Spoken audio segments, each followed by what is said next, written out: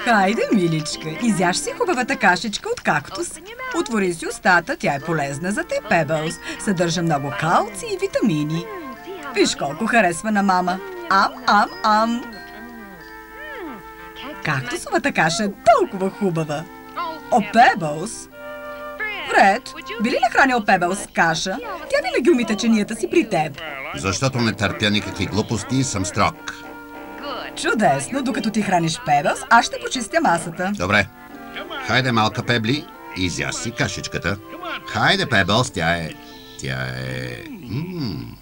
толкова е вкусна. Непрекъснато подобряват детските храни. Какъв е този неизвестен аромат? От плода сасафрас? Не. Сигурно е нещо ново. Вкусно!